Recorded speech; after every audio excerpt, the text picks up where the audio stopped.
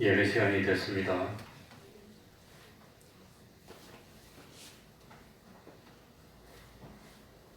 묵상 기도드림으로 주일 오후 예배 시작하겠습니다.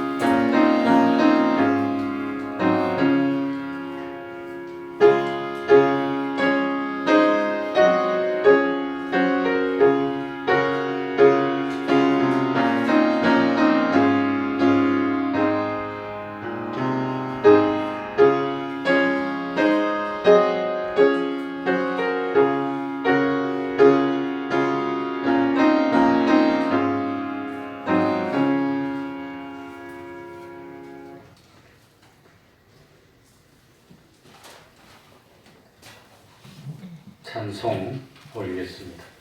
찬송가 440장입니다. 440장입니다.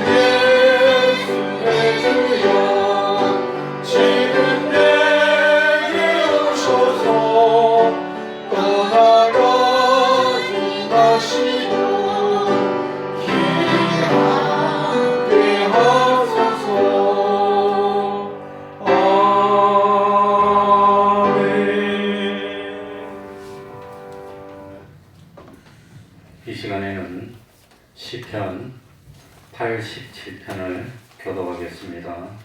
시편 87편입니다. 구약 성경 866쪽이 되겠습니다. 시편 87편입니다.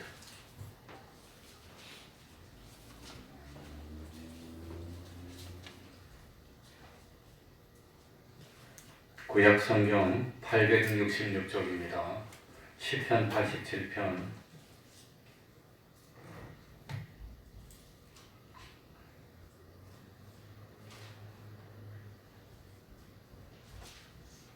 교독하겠습니다. 그 길이가 성산에 있음이요 여호와께서 야곱의 모든 전투보다 시온의 분들을 사랑하시는도다. 하나님의 성이여 너를 가리켜 영광스럽다 말하는도다. 내가 나와 바벨론을 나를 아는 자 중에 있다 말하리라. 보라 메섹과 두와 구스여 이도 거기서 났다 하리로다. 시온에 대하여 말하기를 이 사람이 저 사람이 거기서 났나니 지존자가 친히 시온을 세우리라 하리로다. 여호와께서 민족들을 치시며 이 사람이 거기서 나다 하시리라. 다 같이 노래하는 노래하는 자와 춤추는 자는 말하기를 나의 모든 근원이 내게 있다 하리로다. 아멘. 이제 하나님 앞에 통성으로 기도드리겠습니다. 하나님 아버지, 주님이 감사합니다. 하나님 아버지여 주옵소서. 잠자는 신령들을 감사하시고 하나님 앞으로 불러서 회개하고 있습니다. 아버지 하나님 앞으로 아버지 하나님이여 온전히 참으시는 하나님 아버지 참으로 참는 날이 하나님 아버지시여 참 주님이시여 참 주여 주여 주여 어서 빨리 주여 하나님 아버지여 멀어졌던 아버지 하나님이여 참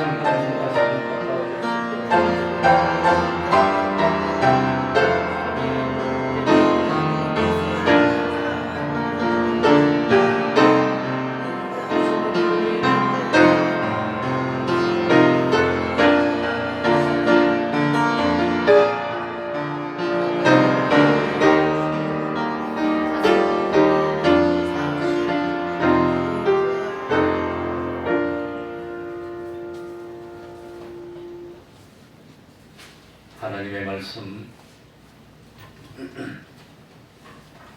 사도행전 1장 1절입니다.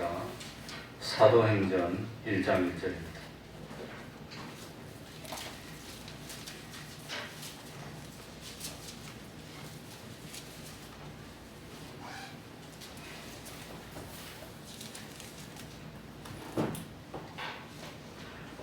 제가 읽겠습니다.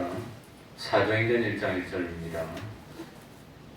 데오빌로여 내가 먼저 쓴 글에는 무릇 예수의 행하시며 가르치시기를 시작하신부터 그의 택하신 사도들에게 성령으로 명하시고 승천하신 날까지의 일을 기록하였노라.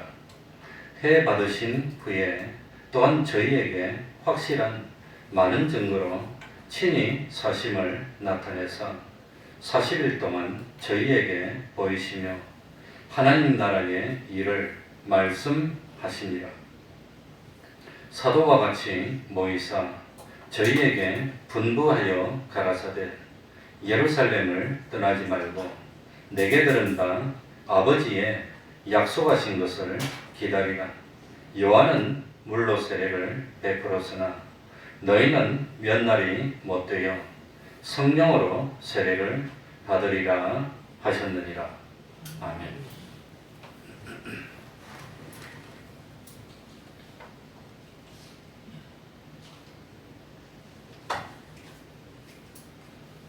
예수님이 공생애를 하실 때 복음 전파의 역사는 예수님이 친히 담당하셨습니다.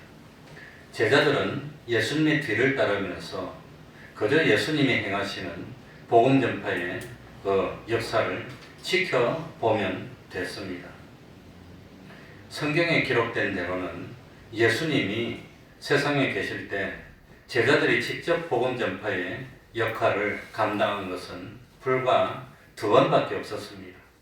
먼저 누가복음 9장 1절 2절은 예수님이 12제자들을 복음 전하도록 보내신 경우, 그 다음에 누가복음 10장 1절 2절에 예수님이 달리 70인을 세워서 보내면서 추수할 것은 많으나 일꾼이 적다고 한 2번의 경우가 있었습니다. 그런데 이 2번의 경우도 예수님은 참 진짜로 본격적으로 제자들을 통해서 복음 전파를 하려고 한 것이 아니라 이 복음을 전파하는 훈련을 시키려고 그러셨던 것입니다.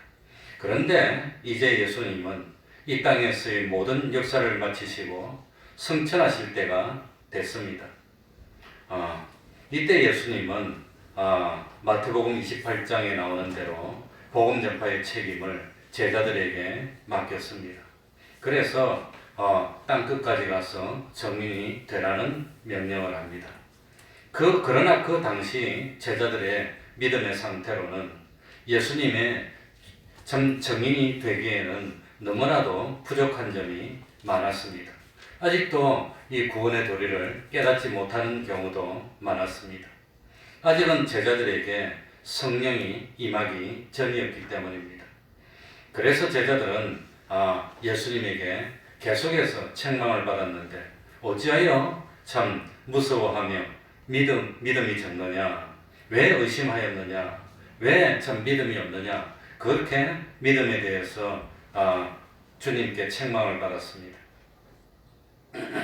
그래서 제자들은 예수님이 십자가를 지기 위해서 잡힐 때 예수님과 함께 있을 생각을 하지 못했고 다 도망가는 그런 믿음이 되고 말았습니다. 후에 부활하신 예수님이 제자들에게 나타났을 때도 제자들은 유대인들이 두려워서 문을 안으로 잠그고 있는 그런 때 주님이 나타났습니다. 이처럼 제자들은 예수 그리스도의 증인이 되어서 복음 전파의 역사를 감당하기에는 너무나도 부족한 점이 많았습니다. 그러나 예수님은 사랑하는 제자들이 아무런 준비도 갖추지 못한 채 세상으로 들어가서 복음 전파의 사명을 감당하도록 만들지를 않았습니다. 예수님은 제자들의 부족을 채워주셨습니다. 예수님은 제자들이 참 예수 그리스도의 증인으로서 능력 있게 충성스럽게 복음 전파의 사명을 감당하도록 만들어 주신 겁니다. 예수님은 제자들을 끝까지 사랑하시면서 변함없이 돌봐줬습니다. 그래서 오늘 본문에는 과연 예수님이 제자들에게 참 이 복음 전파의 그 역사를 감당하기 위해서 어떻게 해주셨나 하는 것이 나오고 있습니다. 먼저 예수님은 본을 보여줬다고 하는 겁니다. 우리 1절과 2절 다 같이 읽겠습니다. 1절, 2절입니다. 5층에 계신 분들은 4층에 오셔서 예배드리시기 바랍니다. 1절, 2절입니다. 읽겠습니다. 시작. 데오빌로여, 내가 먼저 쓴 글에는 무릇 예수의 행하시며 가르치시기를 시작하신 것도 그의 택하신 사도들에게 성령으로 명하시고 성천하신 날까지의 일을 기록하였노라. 내가 먼저 쓴 글에는 먼저 쓴 글이 뭐지요? 사도행전을 누가 기록했지요? 누가가 먼저 쓴 글은 뭐지요? 누가복음입니다. 그러니까 참 누가는 누가복음을 썼는데 데오빌로 각하를 위해서 썼다고 되어 있습니다. 그리고 그 첫 번째 쓴 누가복음에서 부족한 점을 보충하기 위해서 데오빌로를 위해서 또다시 두 번째 쓴 글이 사도행전입니다. 그래서 누가복음 1장 3절 4절에는 그 모든 일을 근원부터 자세히 미루어 살핀나도 데오빌로 각하에게 차례대로 써보는 것이 좋은 줄 알았노니 이는 각하로 그 배운 바의 확실함을 알게 하려 함이로다. 이래서 차례대로 써서 보내려고 누가복음을 적었고 그 다음에 사도행전을 적어서 보냈다고 하는 겁니다. 이 누가가 누굽니까? 누가에 대한 언급이 성경에 3번 나옵니다. 먼저 골로새서 4장 14절에 사랑받는 누구지요? 의원 누가와 그러니까 누가의 직업이 뭐였지요?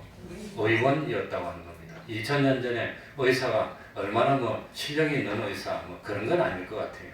그냥 참 사람 고치는 데에 대한 비방을 좀 남들보다 많이 알아서 그래서 좀 사람을 고치는데 좀 도움을 주고 하는 그런 정도가 아니었을까. 지금처럼 그런 면허증이 있는 의사 그런 건 아니었을 것 같습니다. 그리고 누가에 대해서 빌레몬서에 보면은 빌레몬서 24절에 보면 나의 동력자 마가 아리스타고 데마 누가가 문안하느니라. 그래서 누가는 의사였고 두 번째는 사도 바울의 누구였지요? 동력자라고 하는 겁니다. 누가는 의사였지만 그러나 복음 전파하는 일을 주로 했던 사도 바울을 도왔던 동력자라는 걸 알 수 있습니다. 그리고 누가에 대한 세 번째 언급이 디모데후서 4장 11절에 나옵니다. 디모데후서는 사도 바울이 순교하기 직전에 제일 마지막에 쓴 글인데 누가만 나와 함께 있느니라.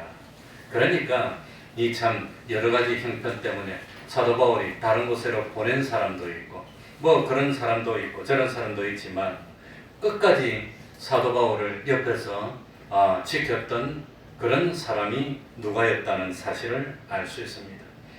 여기서 보면 누가는 참 주님을 믿고 난 뒤에 끝까지 마음이 변치 않고 이 죽음으로 하나님이 갈라놓을 때까지 바울을 옆에서 도우면서 복음을 전했던 신실했던 하나님의 사람이었음을 알 수가 있습니다. 사도행전 1장부터 15장까지는 기록된 걸 보면은 대제사장들과 뭐 아니면은 뭐 참 그런 식으로 되어 있습니다. 사도들이 12사도들이 어쩌고저쩌고 그러니까 제3자의 입장에서 그 복음 역사를 지켜보고 기록한 것처럼 이렇게 기록되어 있습니다. 그런데 참 사도행전 16장부터는 다르게 기록이 됩니다. 그러니까 바울이 계속해서 아시아에서 복음을 전하려고 했는데 성령님이 자꾸 막았습니다. 그래서 괴로워하다가 드로아라고 하는 항구로 내려가다가 잠이 들었는데 환상 중에 마게도냐 사람이 이쪽으로 와라고 그래서 우리를 도우라고 하는 환상을 봅니다. 그래가지고 사도 바울이 하나님의 뜻이 저쪽으로 가는 것인가 보다 하고 마게도냐로 건너갑니다. 그 마게도냐로 건너가서 만났던 사람이 누가입니다. 그런데 이 누가가 마게도냐로 건너가고 난 뒤에부터 사도행전을 기록할 때 우리가 이렇게 나옵니다. 소위 말하는 위 섹션이라고 합니다. 우리가 그러니까 이 사도 바울이 복음 전하는 걸 옆에서 지켜본 게 아니라 함께 전했다고 하는 겁니다. 그러니까 이 사도행전은 누가가 기록했으니까 우리가라고 이제 기록을 하게 됐다고 하는 겁니다. 그래서 이 사도행전 16장부터 사도 바울이 순교할 때까지 한 번도 떨어지지 않고 사도 바울을 수행하면서 이 참 복음을 전했던 사람이 누가입니다. 이 사도행전은 바울을 수행한 누가가 데오빌로 각하에게 두 번째로 쓴 글입니다. 이 데오빌로라는 이름은 헬라어로 데오가 뭐지요? 데우스 하나님이라는 뜻이고 빌로는 그 뭡니까? 사랑이라는 뜻입니다. 그러니까 그 이름의 뜻이 하나님의 사랑하시는 자 혹은 하나님의 친구 이런 뜻입니다. 그리고 각하라고 불렀는데 영어로는 most excellence입니다. 각하라는 칭호는 아마도 그 주 2세기의 문서에 보면 데오빌로가 안디옥을 다스렸던 로마의 총독이었다고 되어 있습니다. 그런데 사도 바울도 뭡니까? 안디옥의 출신입니다. 그러니까 아마 그쪽에 있으면서 누가도 좀 사도 바울의 출신이었던 그 데오빌로하고 인연을 맺어서 아마 이 데오빌로 각하에게 복음을 전하게 되고 그래서 이 누가복음과 사도행전을 하나님의 감동으로 기록하지 않았을까? 오늘날에도 마찬가지로 당시 사람들도 어떤 책을 쓸 때 그 책을 존경하는 인물에게 헌정하는데 이것도 그런 형식으로 데오빌로 각하에게 이런 형식으로 기록이 됐다고 하는 겁니다. 그러면서 오늘 읽은 1절과 2절에 보면은 예수님의 참 무엇을 가르치고 있냐? 제일 먼저 예수님의 행하시며 예수님이 어떻게 행하셨나? 그런데 이 참 예수님의 행하시며 두 번째는 가르치시기를 시작하신부터 그러니까 이 참 하나님의 감동을 받은 누가는 예수님의 가르치심보다도 뭘 앞세웠지요? 예수님의 행하심을 앞세웠다고 하는 겁니다. 그러니까 가르치는 것보다도 더 중요한 게 뭡니까? 자기의 행하는 겁니다. 자기의 행실이 바로 되어야 되는 겁니다. 그래서 마태복음 23장 23절에 보면 서기관들과 바리새인들이 모세의 자리에 앉았으니 그러므로 무엇이든지 저희의 말하는 바는 행하고 지키되 저희의 행위는 본받지 말라. 그러니까 말은 그럴듯하게 하면서 행동은 엉망으로 했으니까 그건 권위가 없는 말만 되고 마는 거예요. 그러니까 가르치는 것보다도 먼저 갖추어야 될 것이 뭐라 말이지요? 자기의 행위가 더 중요하다는 겁니다. 행위가. 먼저 자기의 삶이 바로 되고 말씀대로의 삶이 되고 그 다음에 가르쳐야 이 참 되는데 이 바리새인들은 말만 그럴듯하게 해놓고 실제로 행동하고 사는 것은 말처럼 하지 못했다고 하는 겁니다. 그러니까 다른 사람을 변화시키는 그런 능력이 적습니다. 그래서 우리 예수 믿는 사람은 제일 먼저 가르치는 것보다 먼저 뭐가 바로 돼야 되죠? 자기의 행위가 바로 돼야 돼요. 내 삶이 바로 돼야 돼요.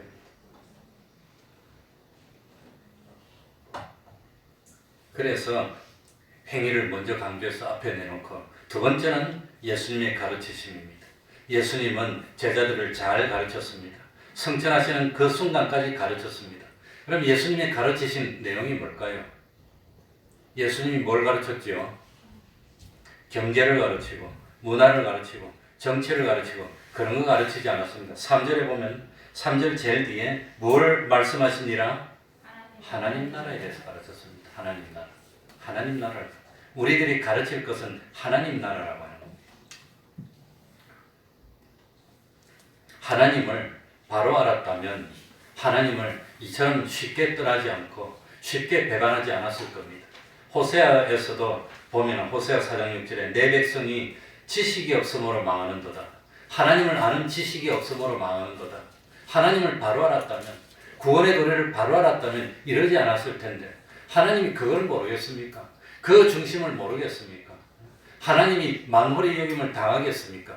그러지 않다고 하는 겁니다. 그래서 예수님은 가르쳤는데 어떻게 해야 돈을 벌 수 있고 어떻게 해야 출세를 할 수 있고 그런 거 안 가르쳤습니다. 나중에 우리가 갈 하늘나라, 하나님의 나라는 어떤 나라인지, 하나님의 나라에서는 어떤 사람이 큰 자가 되는지, 하나님의 나라는 참 그야말로 뭘 소중히 여기는지, 하나님의 나라에서는 어떤 것을 실력인지 그런 걸 가르쳤다고 하는 겁니다. 그러니까 신앙생활하는 우리들이 가르치기 전에 먼저 내 삶이 바로 돼야 되고 두 번째는 가르치는데 괜히 세상 이런 것 저런 것 가르치는 것보다도 하나님 나라에 대해서 바로 가르쳐야 됩니다. 바로 가르쳐야 됩니다. 그리고 세 번째는 주님이 명령하실 때 무엇으로 명했지요? 그 2절에 그의 택하신 사도들에게 무엇으로 명하시고 성령으로 명하시고 성령으로 명하시고 그러니까 예수님이 명령하실 때는 언제든지 무엇으로 명령했지요? 성령으로 기본으로 명하시고 감정으로 명하시고 자기 개인 어떤 욕심을 채우기 위해서 명령하시고 그런 거 없다고 하는 겁니다.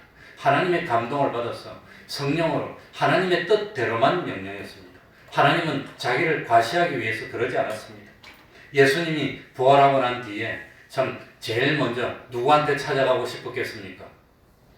자기를 십자가에 못 박도록 내준 제사장들에게 가서 쫙 나타나서 너희들은 나를 죽이려고 했지 봐라 이놈들아 내가 살아났다 그러고 싶지 않았겠습니까? 예수님이 십자가에 못 박혔을 때 다른 사람은 그렇게 살리고 뭐 기적을 행했는데 너는 너 자신을 구원하지 못하느냐 이 바보야 그러면서 자기 얼굴에 침 뱉었던 그 사람에게 나타나서 너가 나한테 그렇게 말했느냐 내가 살아났다고 그러고 싶지 않았겠습니까? 그런데 예수님은 부활하시고 난 뒤에는 불신자들에게 모습을 나타내지 않았습니다. 대제사장이나 바리새인들에게도 이 모습을 나타내지 않았습니다. 성령님이 명하는 대로만 나타냈다고 하는 겁니다. 그러니까 예수님은 세상에 사시면서 기분으로 살지 않았습니다. 욕심으로 살지 않았습니다. 감정으로 살지 않았습니다. 뭐 복수를 하기 위해서 살고 그런 거 없습니다. 무엇으로 명했지요? 성령으로.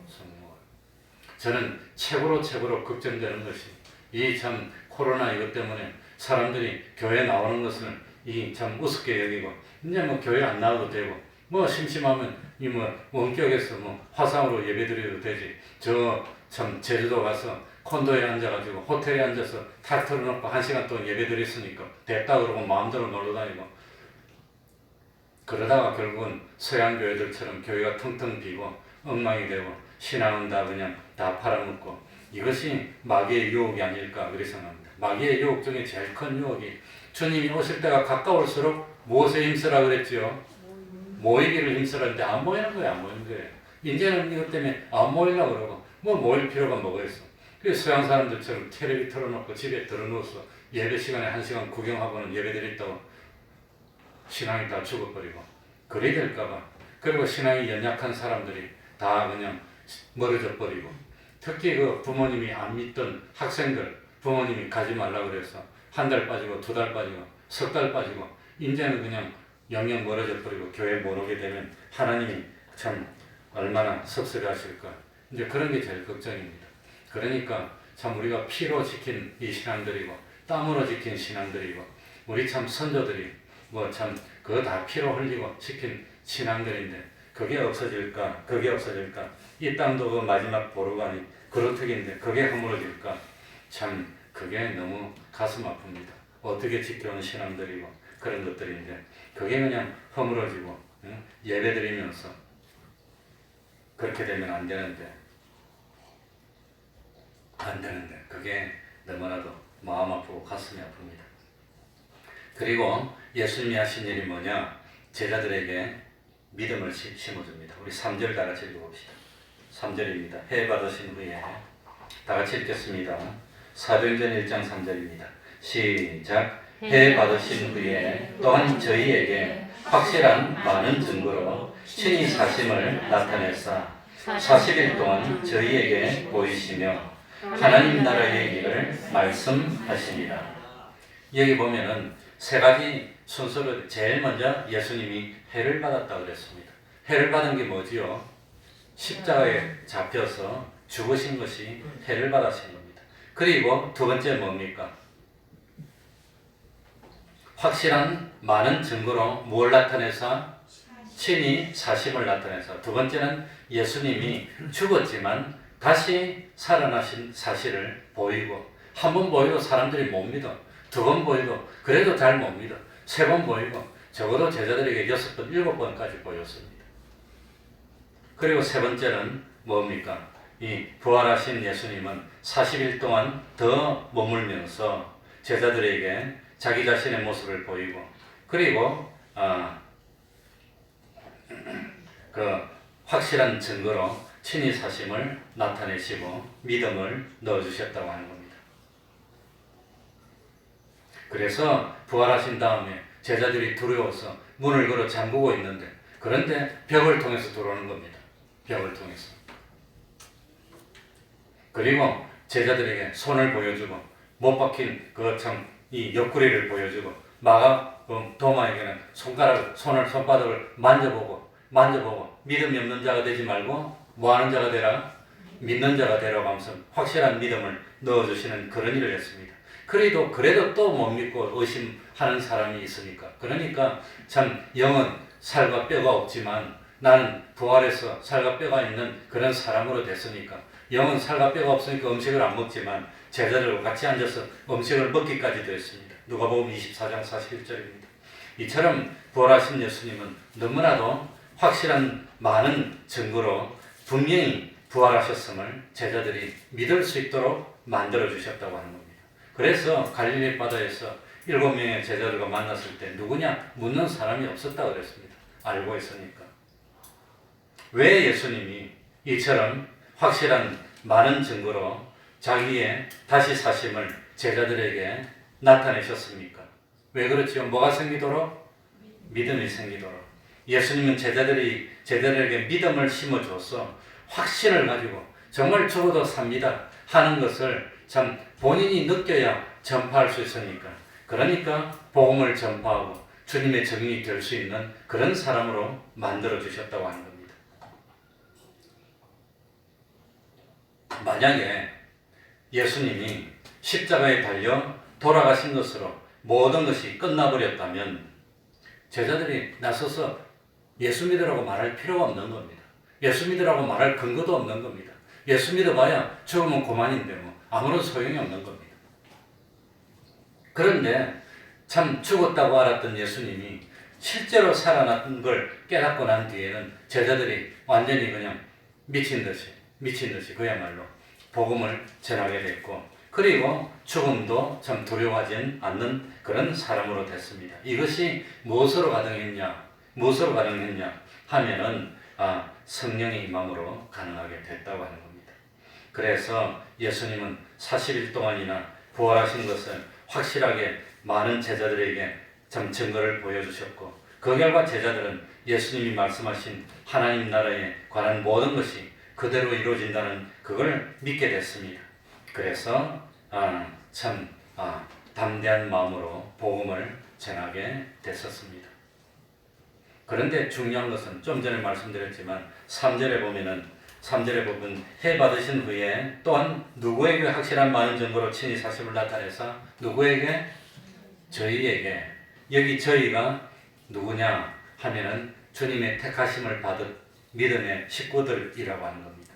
그래서 예수님이 부활하신 다음에 누구에게 나타났느냐 하는 것을 제일 많이 설명한 고린도전서 15장 5절부터 8절에 보면 게바에게 보이시고 베드로에게 보이시고 12제자에게와 500여 형제에게 일시에 보이셨고, 혹시 개별적으로 보이면 헛것을 보고 작은 사람들이 체면에 빠졌느니 다른 말도 할 수 있으니까 500여 형제에게 일시에 보이시고, 그 중에 지금까지 태반이나 살아있고 어떤 이는 잠들었으면 그 후에 예수님의 동생인 야고보에게 보이시고, 그 후에 모든 사도에게 또 보이시고, 마지막으로 만삭되지 못하여 난 사도 바울에게도 보였다고 하는 겁니다.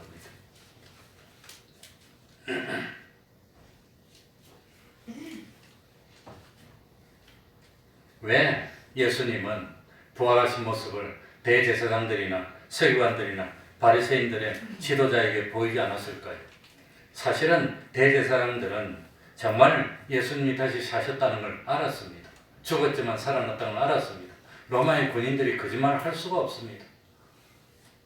그런데 로마의 이 무덤을 지키던 군인들이 참 자기 입으로 내가 잘 때 예수님의 제자리에 와서 주님의 시신을 훔쳐갔다고 하면 대신 죽어서 자기들이 무덤 속에 들어가 있어야 됩니다. 그런데 어떻게 그 말을 하겠습니까? 그 말 못하지. 예수님이 부활하셨다고 말해야 되는데.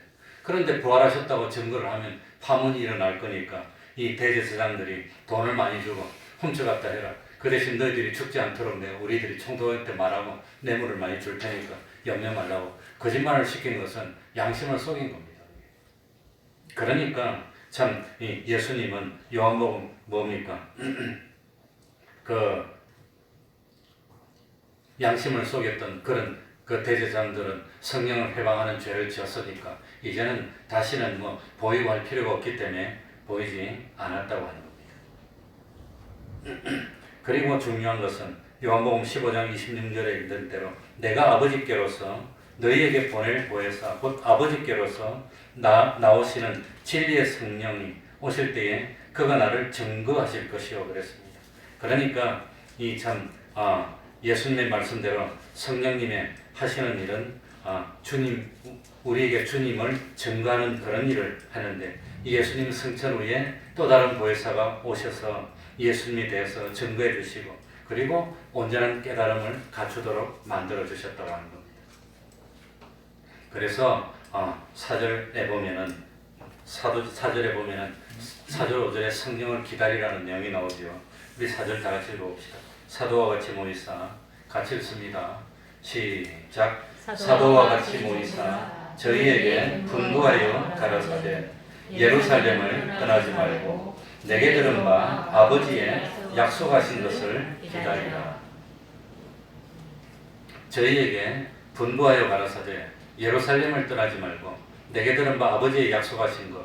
아버지의 약속하신 것이 뭡니까? 누가복음 24장 49절에도 볼지어다 내가 내 아버지의 약속하신 것을 너희에게 보내려니 너희는 위로부터 능력을 입혀올 때까지 이 성에 유하라 하시니라. 바로 이 아버지의 약속하신 것이 5절에 나오는 대로 성령님이라고 하는 겁니다. 제자들은 예수님이 사망의 권세를 깨뜨렸다는 확실한 증거를 받고 이제는 죽어도 살 수 있다는 믿음이 생겼지만 아직까지 부족한 것이 있는데 그게 뭐냐? 능력을 받지 못했어요. 능력을 받아야 되는데. 그래서 능력을 받기 위해서 예수님은 제자들에게 성령을 받기까지 예루살렘을 떠나지 말고 그대로 머물르라고 당부했습니다.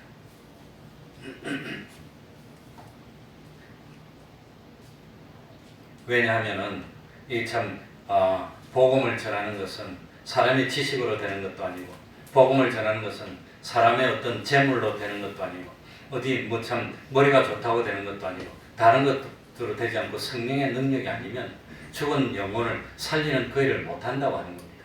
성령의 능력이 오셔야 죽은 심령을 살릴 수 있는데 그런 것은 그 참 사람이 할 수가 없는 것이기 때문에 성령님이 오셔야 되는 것이기 때문에 그래서 성령을 기다리고 능력을 받으라고 그랬습니다. 5절입니다. 5절 다 같이 읽겠습니다. 요한은 다 같이 읽습니다. 시작. 요한은 물로 세례를 베풀었으나 너희는 몇 날이 못되어 성령으로 세례를 받으리라 하셨느니라. 이 예수님은 제자들에게 성령으로 세례를 주실 때인데 그때가 언제지요? 예수님이 참 성찰하신 후에 50일째 되는 오순절날 성령이 임했습니다.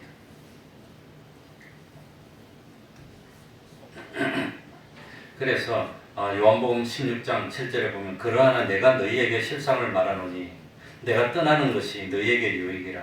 내가 떠나가지 아니하면 보혜사가 너희에게로 오시지 아니할 것이요 가면 내가 그를 너희에게로 보내리니 이랬습니다. 그러니까 예수님의 이 역사는 십자가를 지시고 부활하신 것으로 끝이 났고 이제는 그 예수님이 이룩하시고 완성하신 대속의 공로를 한 사람 한 사람에게 적용해서 이 한 사람 한 사람에게 이제는 참 살리는 이런 적용시키는 일을 해야 되는데 그것이 누구가 하실 일이냐? 성령 하나님의 하실 일이라고 하는 겁니다. 그래서 그 일을 위해서 예수님은 역사를 마치시고 하나님 우편으로 가시고 그 다음에 이 바톤 타치를 해서 성령님이 임하여서 이제 성령님이 오시면 제자들은 권능을 받게 되고 성령님의 명대로 예수님처럼 이 참 땅끝까지 가서 이제 참 성령과 함께 역사하면은 이제 사람을 살리는 역사가 많이 나타날 거라고 하는 겁니다. 그래 그 일을 위해서 예루살렘을 떠나지 말고 기다리라고 그랬습니다. 그러니까 복음의 역사는 예수님이 십자가를 졌던 예루살렘에서 시작이 돼서 온 땅끝까지 전파가 되는 겁니다. 그래서 제자들은 이 보혜사이신 성령이 오시도록 예수님의 분부대로 이 참 기다립니다. 얼마나 기다렸지요? 얼마나 기다린 거죠? 그냥 좀 기다렸습니다. 그냥 좀 기다렸는데 그런데 저도 얼마나 기다렸나 그건 잘 모르겠는데 제일 합리적으로 설명한 게 예수님이 십자가에 지신 것이 언제지요? 6월절 전날 지셨지요. 6월절 전날 금요일날 지셨고 그럼 오순절은 6월절 후 며칠 만입니까? 50일 만입니다. 그러니까 6월절 전날 십자가를 져서 죽으시고 그러고 3일 만에 부활하셨고 그 다음에 지상에 며칠 있었습니까? 40일 있었고 그럼 며칠만 더 있으면 오순절입니까? 7일 3일 있었고 40일 있었고 그러니까 한 주일 기다리고 성령이 오셨다는 그 설명이 제일 맞는 것 같습니다. 그러니까 예수님이 승천하시고 난 뒤에 제자들은 예루살렘에서 며칠을 기다렸나? 한 주일 기다린 겁니다. 한 주일 동안 기다렸더니 그 다음에 분부하신 대로 성령이 임해서 능력을 입었고 사도행전 뒤에 보면 성령이 임하고 나니까 그냥 이 참 제자들이 처음에 성령이 임한 증거로 방언을 하기 시작했고 깜짝 놀라고 그 다음에 복음을 전했더니 하루에 믿는 사람의 숫자가 3,000명이 되고 그 다음에 5,000명이 되고 그래서 초대교회 예루살렘 교회는 5,000명이 되는 어마어마한 교회로 성장하는 역사가 나타났다고 하는 겁니다. 그런데 그러면 우리들도 참 우리 태평당 교회도 좀 부흥이 되고 잘 되도록 이 복음 전하도록 성령이 임해야 되는데 우리는 며칠이나 기다리면 될까요?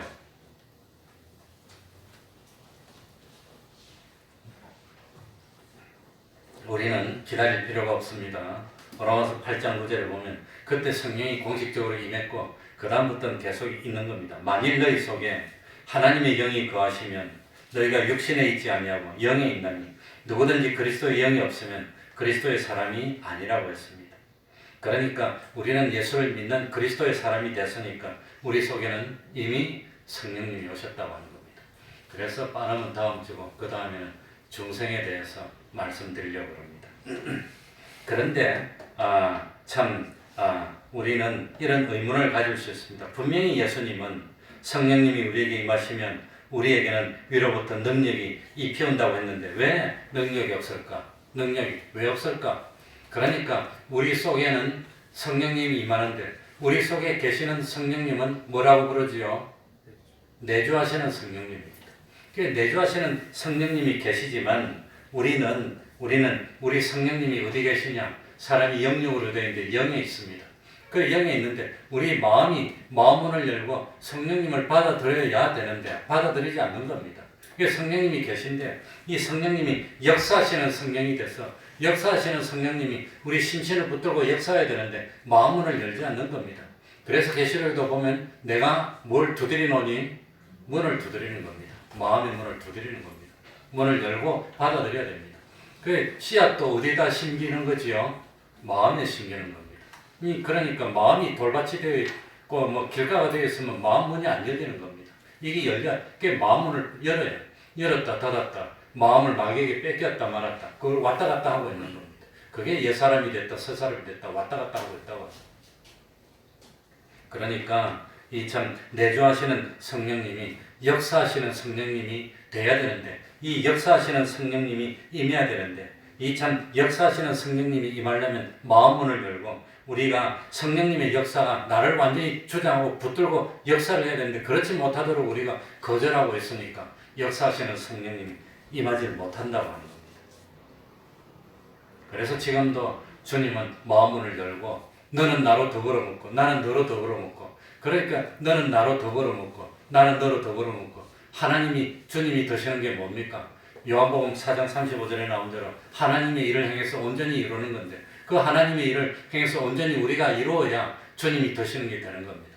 우리를 더불어 먹고 그 마음문을 열고 열매를 맺어야 되는 겁니다. 성령님은 분명히 우리 안에 계십니다. 그러니까 우리가 거듭나고 중생됐고 참 기본권을 얻은 겁니다. 그렇지만 참 우리가 성령님의 능력을 체험하기 위해서는 우리가 성령으로 충만해서 성령님이 우리 삶 속에서 역사하도록 그렇게 해야 되는 겁니다. 그렇지 않으면 내주하시는 성령님이 계시더라도 그 성령님이 나를 들고 역사를 못한다고 하는 겁니다. 그래서 이 참 우리가 성령의 충만을 입어야 되는데 어떻게 하면 성령의 충만을 입습니까? 어떻게 하면 성령의 충만을 입습니까? 어쨌든지 뭐 제일 기본적으로는 회개하고 받아들이는 겁니다. 회개해야 됩니다. 지금 예수 믿는 우리가 자꾸 죄를 짓고 있으면 주님이 멀리 떠나고 성령의 역사가 아니고 죄를 지을 때는 악령을 따라 살고 있으니까 그걸 회개해야 됩니다. 회개하고 참 성령을 받으라고 되어 있습니다. 그리고 두 번째는 뭐냐? 그럼 에베소서 5장 18절에 보면 술 취하지 말라. 이는 방탕한 것이니 성령의 충만을 받으라. 술 취하면 성령의 충만한 게 아니라 술로 충만해서 술에 시키는 대로 하는 그런 사람이 되는 겁니다. 그러면 술의 지배를 받게 되고 성령의 사람이 아닙니다. 그런데 참 성령의 충만을 받으면 어떻게 되느냐? 에베소서 5장 19절 20절에 시와 찬미와 신령한 노래들로서 서로 화답하며 너희의 마음으로 주께 노래하며 찬송하며 범사에 우리 주 예수 그리스도의 이름으로 항상 아버지께 감사하며 이렇게 되어 있습니다. 그런데 이 내용이 어디 또 병행구절이 나오느냐? 골로새서 3장 16절에 나옵니다. 이 골로새서 3장 16절에 나오는 성경을 보면 이렇게 되어 있습니다. 그리스도의 말씀이 너희 속에 풍성히 거하여 모든 지혜로 피차 가르치고 권면하며 시와 찬미와 신령한 노래를 부르며 마음에 감사함으로 하나님을 찬양하고 성령이 충만했을 때의 결과와 이 그리스도의 말씀이 풍성히 거할 때의 결과가 같아지는 겁니다. 그러니까 이 성령은 그리스도의 영이고 또 진리의 영입니다. 진리의 영. 그러니까 진리의 말씀이 우리 속에 충만하면 무엇이 충만하다 말입니까? 성령님이 충만하게 된다는 겁니다. 말씀으로 충만합니다. 그러니까 우리는 신앙생활할 때 제일 먼저 말씀이 시작입니다. 기도보다 말씀으로 시작하는 겁니다. 말씀으로 읽고 말씀이 충만하면 성령님이 충만하게 되고 그 다음에 기도하고 여러 가지로 봉사도 하는 것이지 이 말씀이 충만하지 않으면 안 됩니다. 욕심으로 충만하고 이 술 취해서 술로 충만한데 다른 거 하면 그건 소용이 없는 겁니다. 그러니까 성령 충만을 받는 방법은 우리들이 욕심을 회개하고 죄짓던 것에서 돌이키고 두 번째는 무엇으로 충만해야 되지요? 말씀으로 충만할 때 성령이 임한다고 합니다. 그래서 참 우리가 성령으로 충만하면은 권능을 받게 되고, 그리고 복음을 전해서 참 많은 열매를 맺는 그런 역사가 일어나게 될 줄 압니다. 자, 가르침이 먼저입니까? 행위가 먼저입니까? 행위가 먼저입니다. 그리고 두 번째가 가르침이고, 이 가르침을 가르치기 위해서 우리가 뭐 다른 걸로 하면 안 되고 성령의 능력을 받아서 성령의 충만으로 가르쳐야 참 열매를 맺는다는 걸 잊지 말아야 되겠습니다. 기도하겠습니다.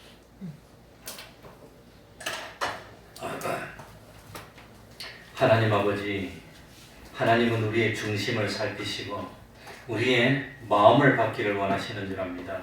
무엇보다도 먼저 마음을 하나님께 드리고 마음을 지켜서 이 마음이 생명의 근원이 난다 했습니다.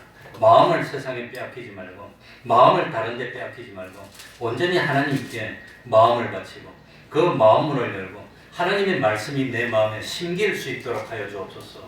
그리하여서 힘이 들어도 참고 어려도 참고 세상의 염려도 주님께 맡기고 모든 유혹도 다 극복하고 참으로 그 말씀대로의 사람이 되고 말씀대로의 판단을 하고 말씀대로의 행동을 하여서 자체가 진리의 사람으로 변화되고 영감의 사람으로 변화되고 말씀대로 순종하여 우리 하나님이 기뻐하시는 열매를 30배로 맺고 60배로 맺고 100배로 맺어서 참 주님은 나로 더불어 먹고 나는 주님으로 더불어 먹어서 우리 하나님께 영광 돌릴 수 있는 저희들이 되게 해주시고 우리들이 참 생명 있는 믿음으로 하나님을 기쁘시게 하면 하나님은 이 땅을 복주어서 우리를 복주게 하기 위해서 이 땅 전체가 복을 받지 아니할 수 없는 참 복의 근원이 될 줄 압니다. 하나님 아버지, 이 땅이 하나님이 축복하시는 땅이 되고 하나님이 보호하시는 땅이 되고 적과 꿀이 흐르는 약속의 땅이 될 수 있도록 은혜 베풀어 주셔서 어쩌든지 참 이제는 4월이 마치고 5월달이 됩니다. 학생들도 다 개학을 하고 모든 것이 정상으로 돌아가고 기쁨에 넘쳐서 찬송하며 예배드릴 수 있는 저희들이 되게 해주시고 부득이 하나님 앞에 나오지 못했던 종들도 다 나와서 그야말로 참 시와 신령한 노래들로 하나님을 찬미하며 영광 돌리고 기쁨으로 예배드릴 수 있는 저희들이 다 될 수 있도록 은혜 위에 은혜로 더하여 주시옵소서. 예수님 이름으로 기도하옵나이다. 아멘. 기침 잘못하면 큰일 나는 거.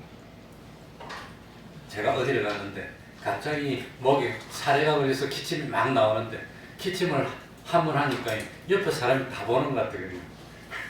얼마나 낭패스러운지 그냥. 우리 조창 집사님도 오전에 그랬을 때야 아마.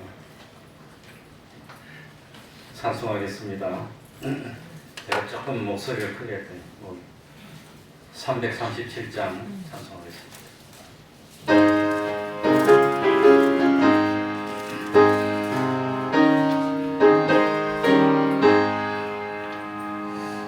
이대하신 그새 주여 내 말 들으사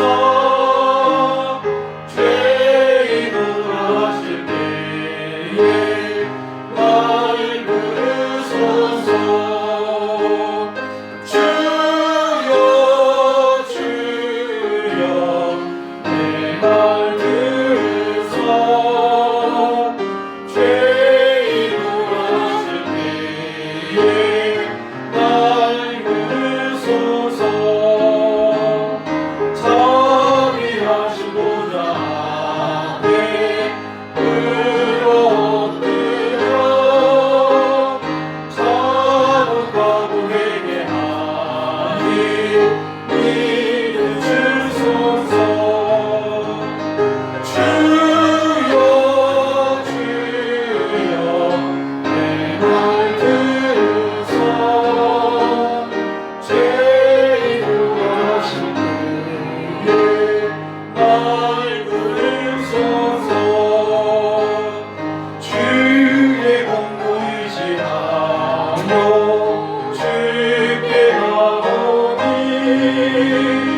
상한 마음을 고치시고 구원하소서. 주여 주여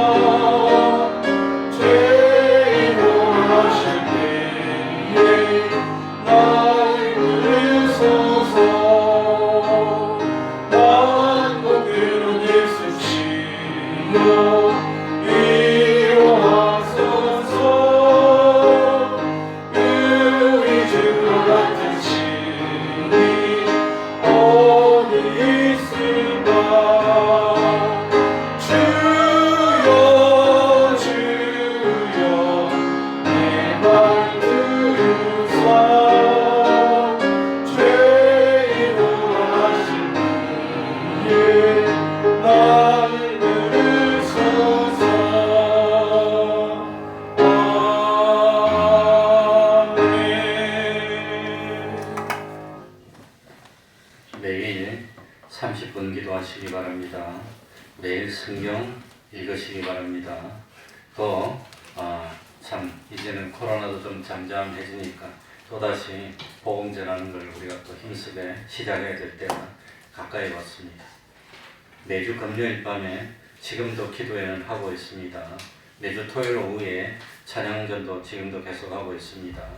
우리 구역장 권찰님께서는 한 번 이상 맡은 식구를 신방하도록 합시다. 당분간은 어쨌든지 참 이거 식사도 제공하지 못하고 이거 예배를 현체제처럼 드리도록 하겠습니다. 아마 이제 5월달 되면 학생들이 개학을 할 것 같은데 학생들이 학교를 가기 시작하면 아마 그때는 모든 것이 정상으로 이제 오는 것이 아니냐 생각이 됩니다. 정부에서도 겁이 나니까 조심스러운데 아마 5월 초부터 대학교들이 아마 개학을 하기 시작하고 이제 고등학생도 가기 시작하고 그럴 것 같습니다. 그래서 학교 가기 시작하면 아마 그때는 모든 것이 정상적으로 해서 청가대도 그전과 같이 하고 그렇게 돼야 되는데 아무튼 당분간은 그럴 때까지는 5월 중에는 다 되지 싶습니다. 그러니까 그때까지는 당분간 식사도 요체제대로 계속하는 걸로 이렇게 하겠습니다.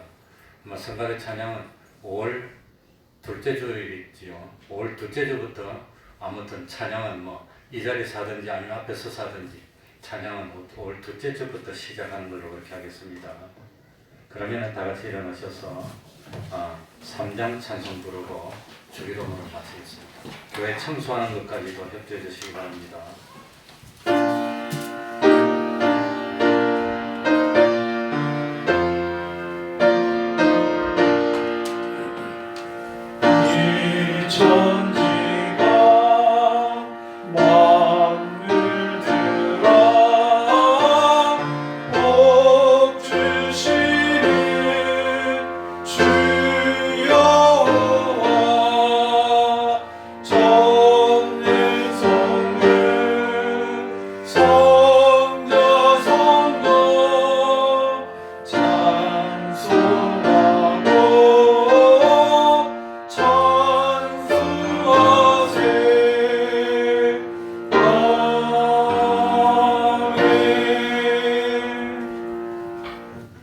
하늘에 계신 우리 아버지여, 이름이 거룩히 여김을 받으시오며 나라의 임하옵시며 뜻이 하늘에서 이룬 것 같이 땅에서도 이루어지이다. 오늘날 우리에게 일용할 양식을 주옵시고 우리가 우리에게 죄 지은 자를 사하여 준 것 같이 우리 죄를 사하여 주옵시고 우리를 시험에 들게 하지 마옵시고 다만 악에서 구하옵소서. 대개 나라와 권세와 영광이 아버지께 영원히 있사옵나이다. 아멘.